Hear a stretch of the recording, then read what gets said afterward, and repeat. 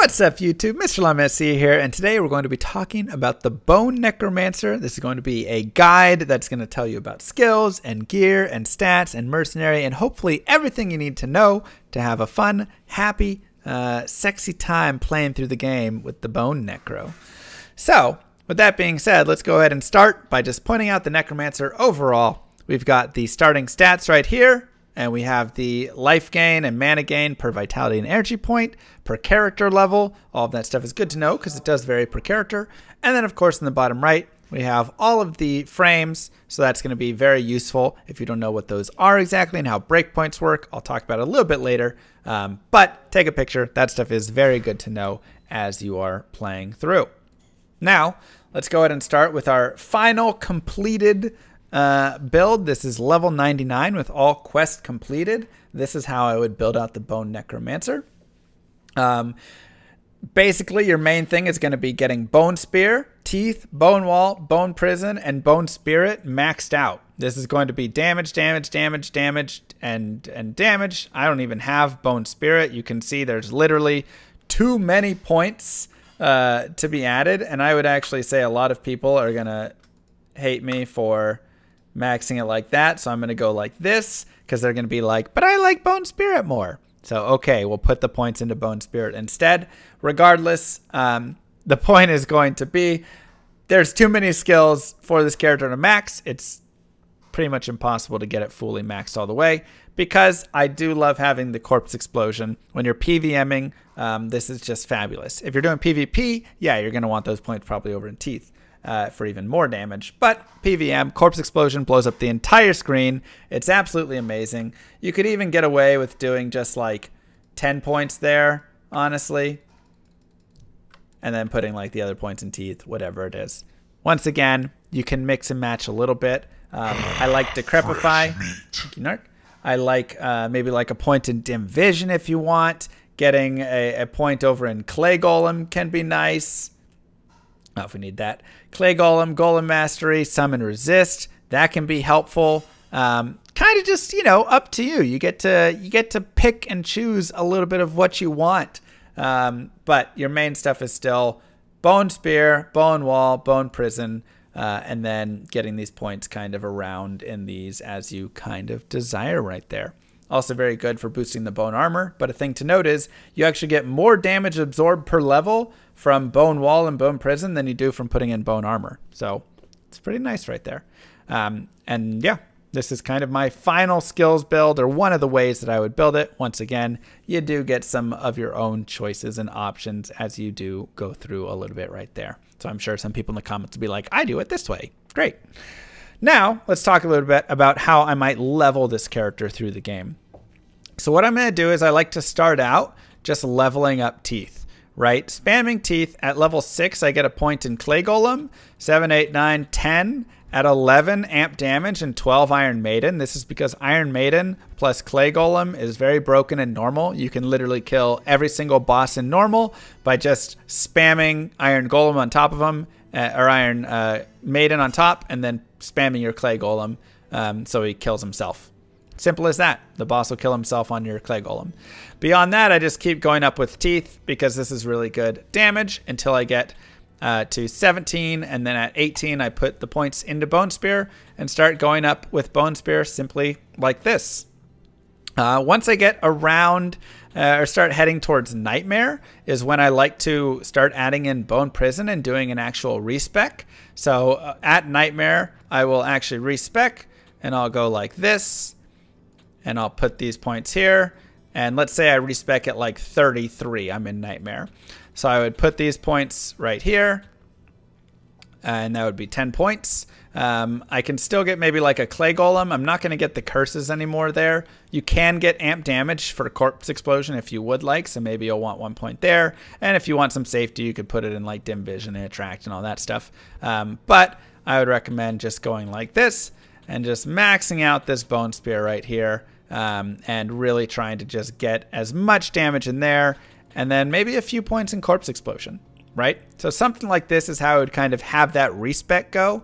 And then I would just be maxing Bone Spear, maxing Bone Prison, and then leveling up and maxing bone wall, kind of going from there. So this would be my way that I'd be boosting it, and this is because it increases the damage of both bone armor and bone spear by doing bone prison and bone wall, and that's going to be really helpful for this character. And like I say, you're not going to do very much over here, but eventually you can go like 1-1 just to have, you know, a clay golem that's a little bit tankier or something if you want that guy as you progress through the game. So that's kind of the leveling there. In terms of stats, I am going to be just enough strength for gear, just enough dexterity for gear, unless you're using homunculus and you want to go maximum block. Some people like to do that. And everything else in vitality. I don't really feel like I need points into energy for this character. If you want a couple points, it can be useful just for the very early game, and then you respec out of it. But final build is enough points for strength, enough for dexterity, or maximum block if using homunculus, and max vitality. That's going to be my build. Otherwise, early on, 25 strength to wear a belt, 34 strength to wear Ancient's Pledge by Act 5, and then maybe like 45 to 60 strength by later games, so I can wear like more belts and boots and things as I kind of find them. Now let's talk about breakpoints before we get into gear. So the way that breakpoints work is you are going to have, and you can see the Necromancer here, you're going to have this be your number of frames. This is cast rate frames, hit recovery frames. So it takes 15 frames for this character to cast something. But if I increase my FCR, let's say I have 30 FCR, I can cast in 12 frames. Well, that's great. What if I have 40 FCR? It doesn't help. This is not some scale where every single point is going to give you a mild benefit. This is breakpoints. So it's not until 48 that I am actually going to move down to 11 frames. And that's really important to note because you need to know, and once again, that's why we have that picture right there to show you where your FCR, where your FHR, where your FBR frames are, so you know what you need to get to your next breakpoint. So for the visual learners out there, it looks something like this. These numbers aren't accurate number-wise, but this is how it looks. Frames versus breakpoints. Once again, it's flat until you get exactly to a breakpoint, and then you get the next frame. So that's a very simple way to kind of explain that. Now, with that in mind, anyways, let's go ahead and talk about gear right here. So I'm going to go ahead and put some points into strength, just so I can put some gear on and some in dexterity, and we can balance that out a little bit later. But I'll go ahead and put some basic stuff on, and then we can kind of talk a little bit about it more as we go forward here. I'll put those on. We'll put that on for now. Sure. We'll take this over here. We'll put that on. And let's do this guy. And that'll work. And that's great. And we'll put some of these on. Perfect. So that was a very simple, like equip. And this gets us pretty close to the best in slot stuff. And we can actually swap this out for even like a little bit more damage. But this will get you to some of the best in slot stuff right here. So a very nice, simple gear build for this character is going to be Mage Fist or Trangs, and this adds to corpse explosion damage, so it's kind of nice on this character. A White Wand or Hodo kind of preference right there. This will get you more Bone Spear though. You can see this is 7 to Bone Spear right here. You can actually get even more. Shaco, Mara's, Enigma for the teleport, Bull Cathos, Arachnid Mesh, an FCR ring with resistances if you need another some more FCR. If not, you could just shove on another BK or an SOJ or whatever. Some Trex, Spirit Shield, Offhand, CTA, and a Spirit, and then a Necro Torch, an Annie, and then whatever PNB skillers that you can get, and then some like life small charms and things like that.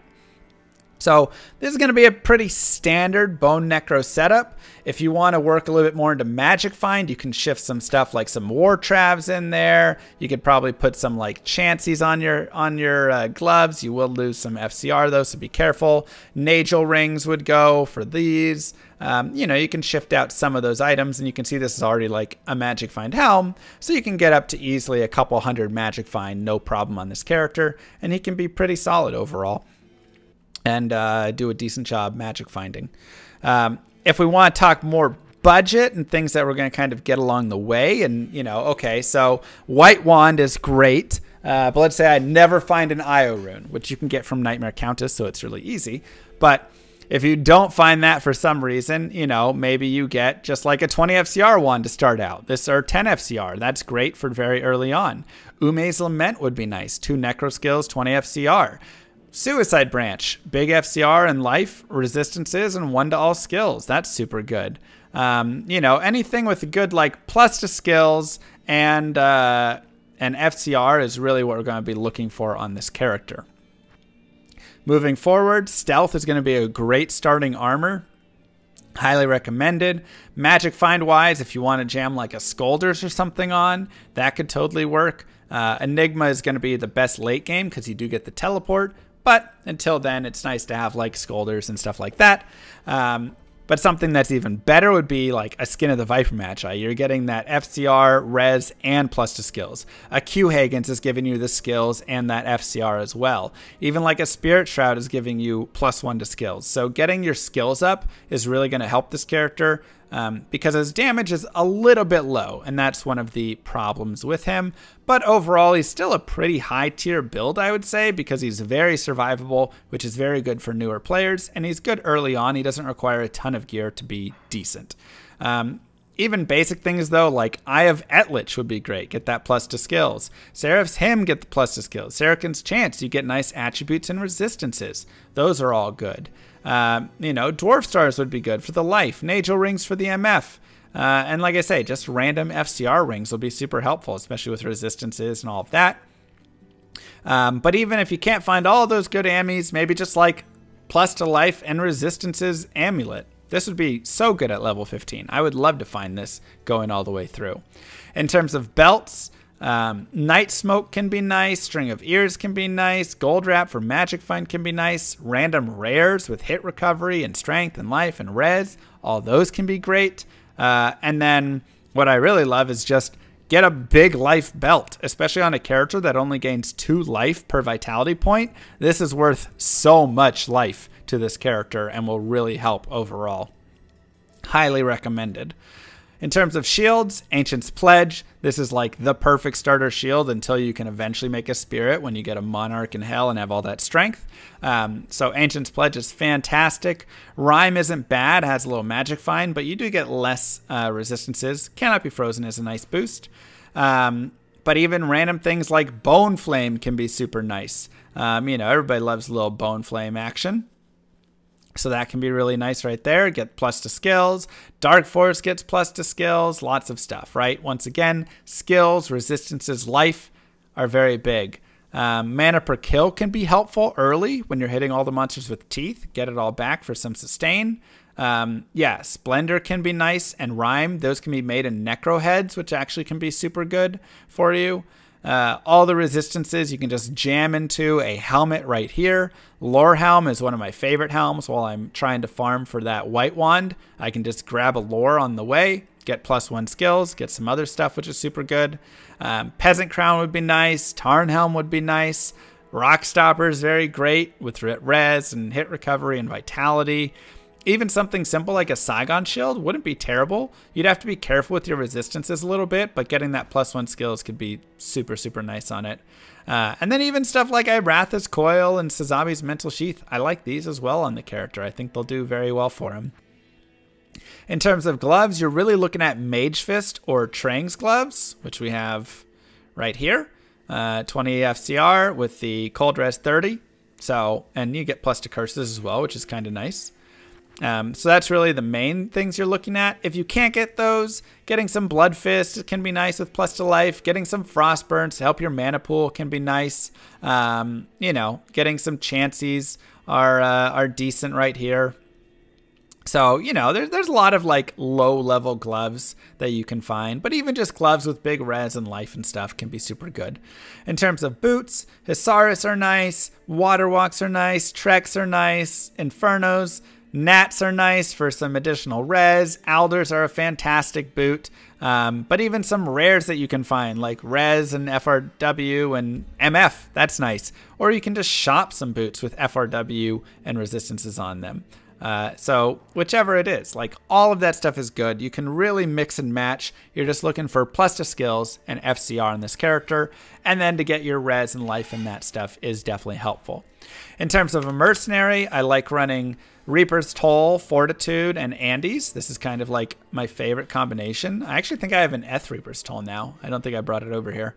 You can also run Infinity. It's not as good, but it does help with Corpse Explosion, so that's the main piece. It wouldn't help with like your magic damage though or anything, but it still has good damage. Obedience is really solid. This is a very cheap, good rune word right here.